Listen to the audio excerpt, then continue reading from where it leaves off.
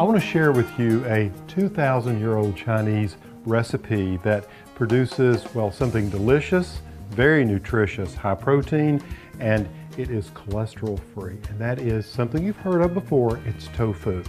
Now, I bought this at the store, but I'm going to show you how you can make it at home, and it really requires only a few simple ingredients. It requires some soybeans, you can see here, water, and lemons, just the juice of lemons.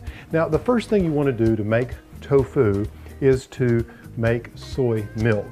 And you can easily do that with a soy milk maker, and that's what I've done here. Now, this is warm. The soy milk has been made, and so what I want to do now, and I want to do this very quickly because you want to keep the temperature really hot, and I'll explain that in just a moment. You just want to take off the lid, and I want to separate the pulp from the milk.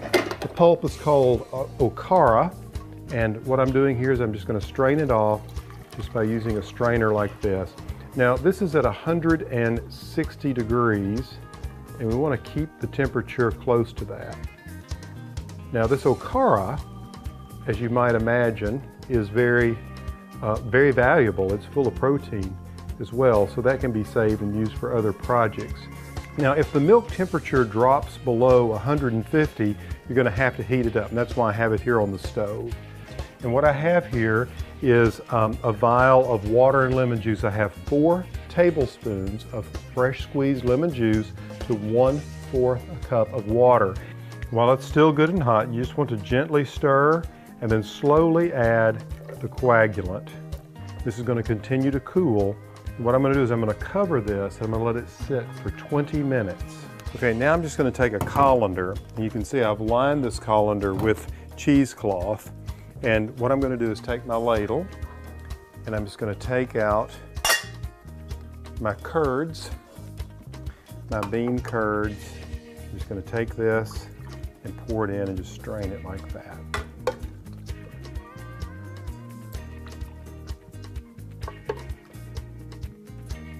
Now you can see how the bean has coagulated here.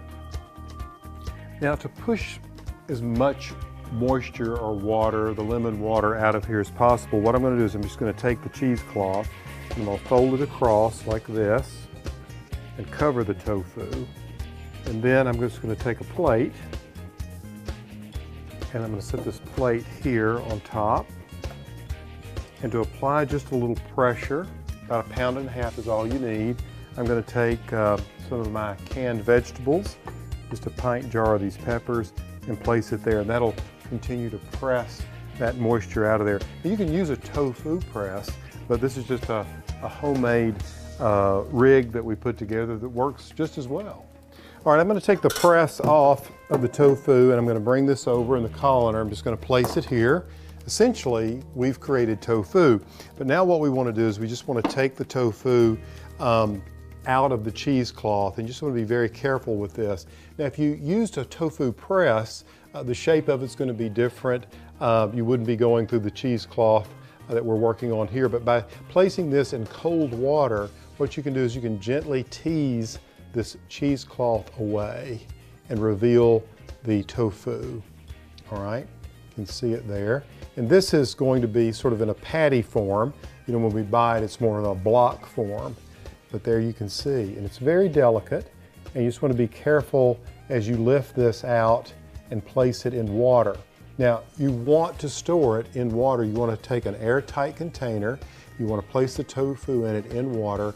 The reason for this is you don't want the tofu to absorb the aromas in your refrigerator, so that's why keeping it submerged in water is important and in that airtight container. And it'll last up to 5 days. But just look at that, homemade tofu. Give it a try. It's really very simple.